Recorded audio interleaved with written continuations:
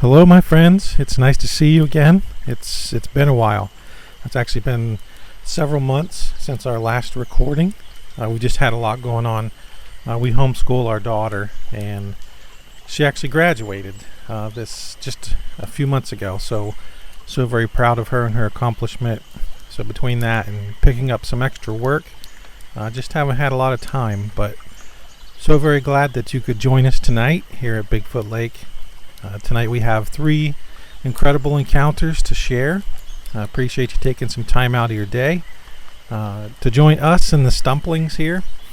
So before we dive into tonight's encounter, I would ask that you grab your favorite stump and pull it up close to the fire and get comfortable as we dive into the first of our 3 amazing Bigfoot encounters. Our first encounter comes from the state of Montana. This dates back to 2004. The encounter begins. My friends and I were fly fishing the Missouri River up in Montana at a favorite spot. I won't say exactly where, but it's several clicks downriver from the dam.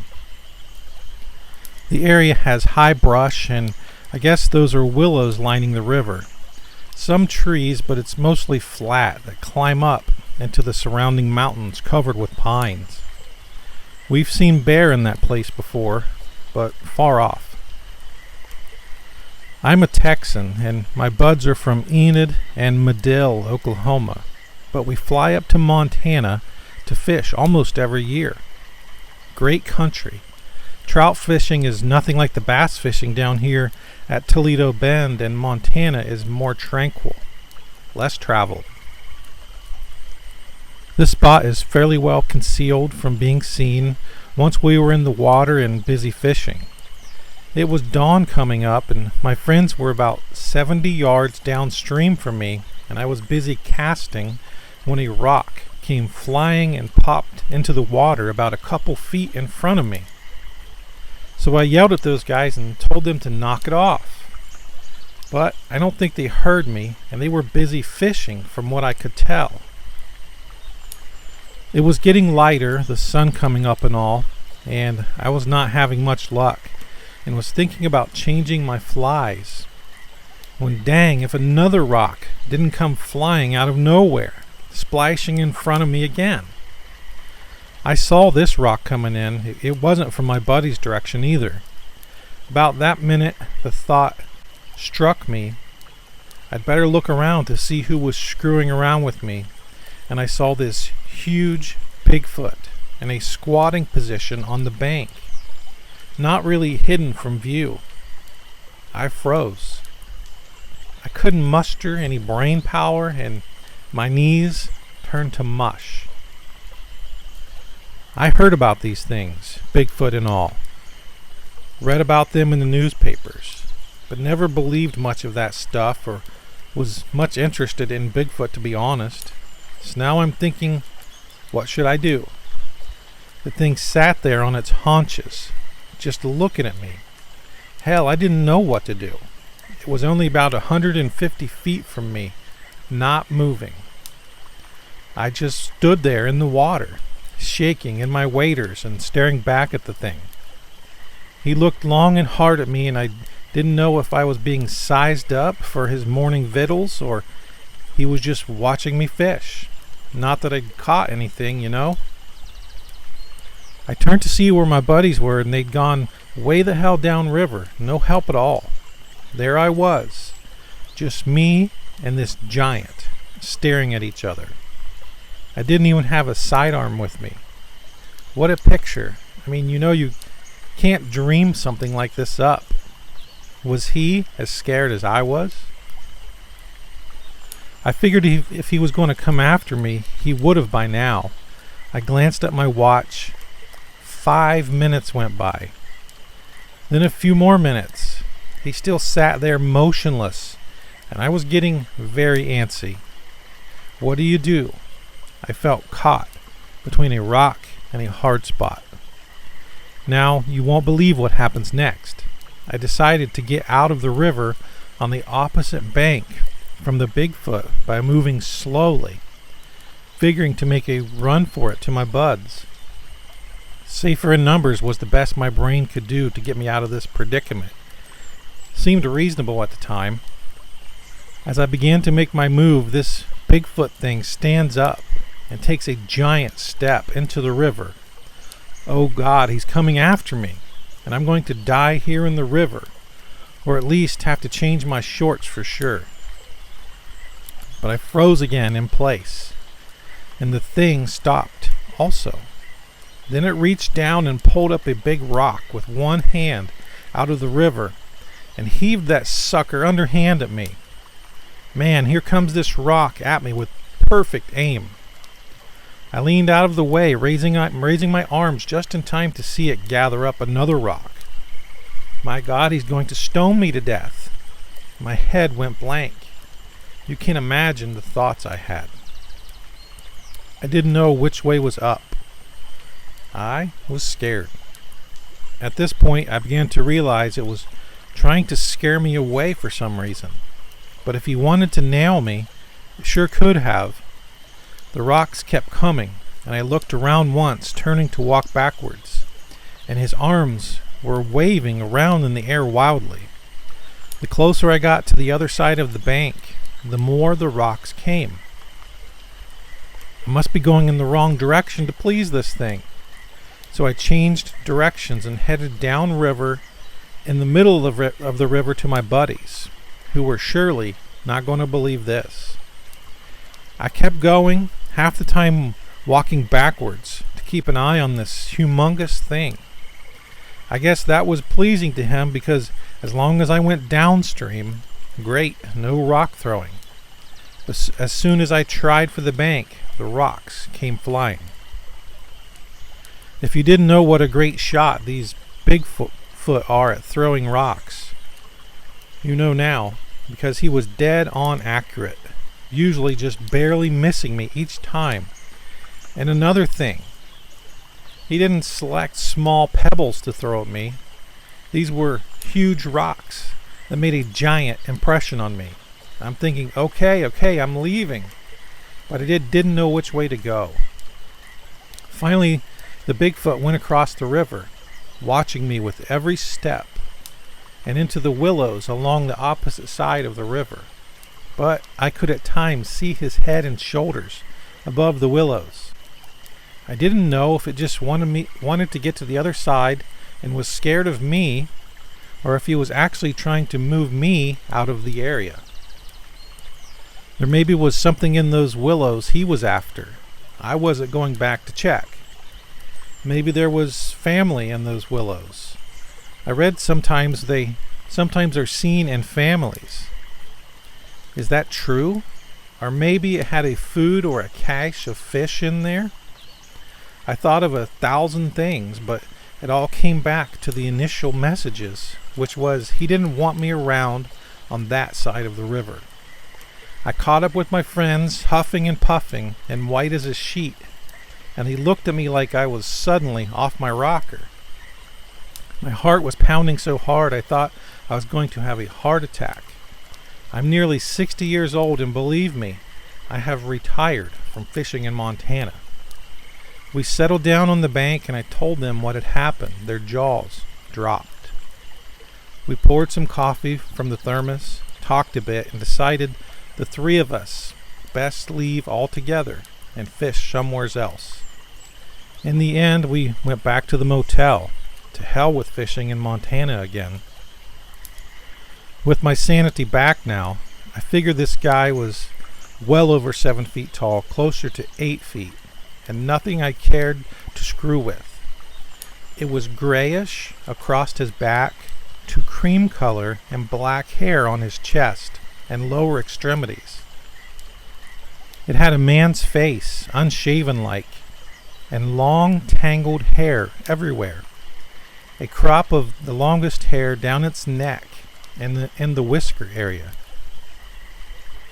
One thing I remember mostly, the intensity of the eyes, those eyes, and the strong head and the barrel-like chest.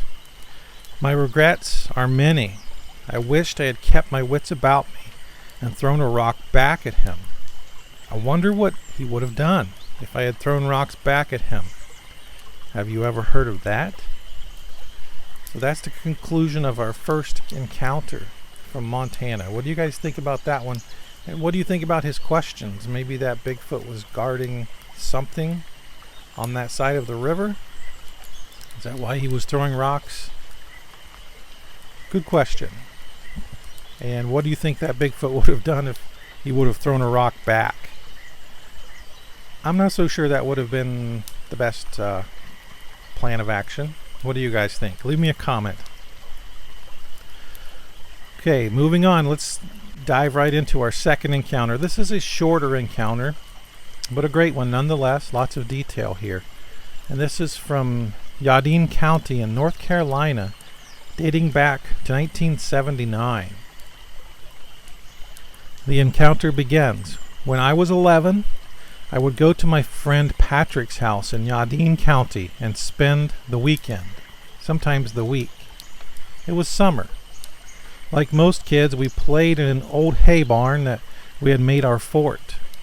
This area was rolling, dried up cow pastures, a few mud spots in the middle, a 1-acre farm pond that was low and muddy, a 5-strand barbed wire fence on 2 sides of it to keep cattle out of the woods.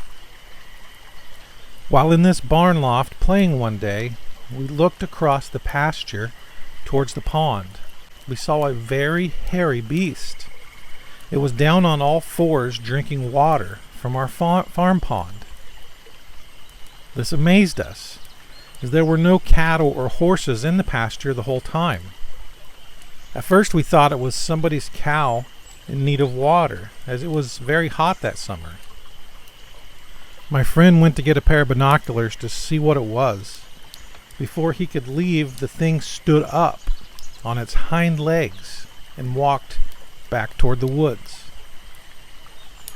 On its way, it stepped over a 5-strand barbed wire fence. We just stood there dumbfounded at what we had both just seen. It was a tall biped, dark brown, almost black creature. I would say about 8 foot tall after it stood up, as it stepped over a 5-strand barbed wire fence like it was nothing. I didn't go back to look for tracks, as I was scared stiff after I heard the screeching sound that sounded almost like fingernails on a chalkboard.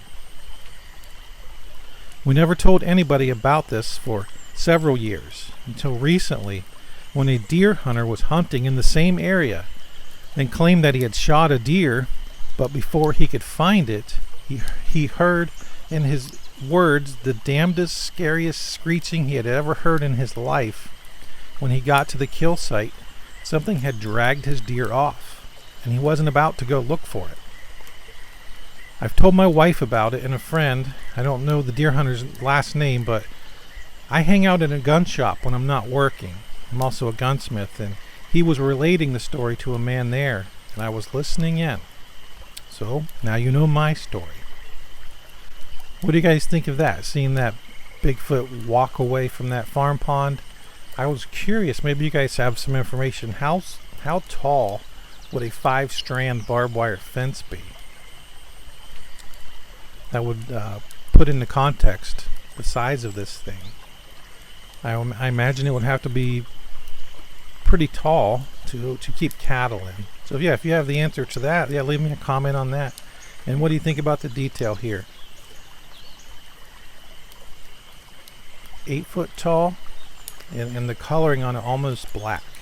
Very interesting, from North Carolina.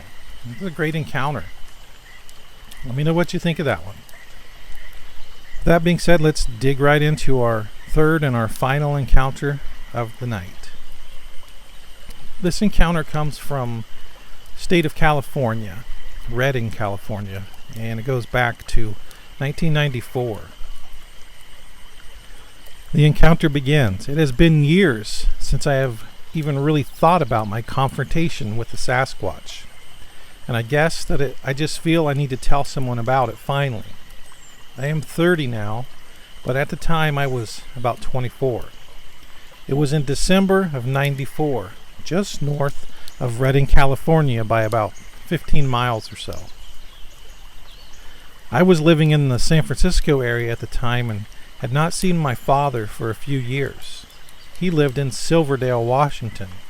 I decided that I would go see him for Christmas. I drove a little Nissan Sentra the whole way there, but something happened on the way back. It was about 1 in the morning as I was driving south on I-5. I was about 25 miles north of Redding, California when my headlights started to dim slowly and I was losing my radio station. I guessed that it was probably the battery. I didn't want to stop the car for fear of really being stranded out in the woods on I-5, which was deserted at that time of night in that remote area. I managed to make it to a really small rest stop, which was also deserted at that time of night. But its one saving grace was that it had a payphone. I think the day was Tuesday, and believe me, at that time of night, it was freezing outside. It must have been about 10 degrees outside. I didn't have a coat with me, so I decided to call the state patrol for a ride into town for a battery. They said that I was only getting a ride because it was so cold out, and they would send a car and to just wait. What happened next, I would have never thought of, not even to imagine it. Maybe that's why I have never told anyone. I didn't want anyone to think that I was being stupid or just weird. As I sat in the cold on the hood of the car, watching my own breath, something came over me. You know how the hair on the back of your neck stands on end and you get a feeling in your stomach that kind of makes you feel sick? Yeah, that's the feeling. Well, I was feeling it. There was only one street light in the small parking lot, and that was just above the phone, and I was parked about 30 feet away, so everything around me had a weird glow to it. At least it did to me at the time. There was no wind at the time, but it sounded like there was something in the woods, as the whole parking lot was surrounded by woods. The parking lot was just a small road with about 8 parking spots. It was small for a rest stop. Over the next 20 minutes, my life was turned upside down. I would hear grunts from the trees that were right beside my car.